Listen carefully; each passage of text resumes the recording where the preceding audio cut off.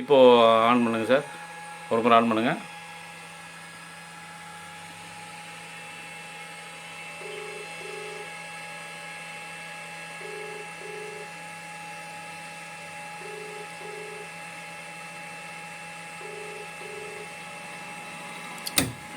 On ஆயிடுச்சு.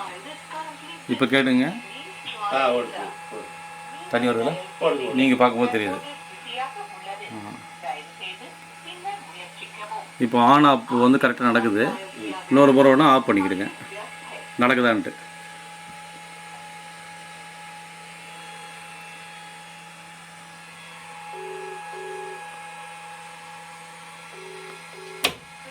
Of ஆயிடுச்சு.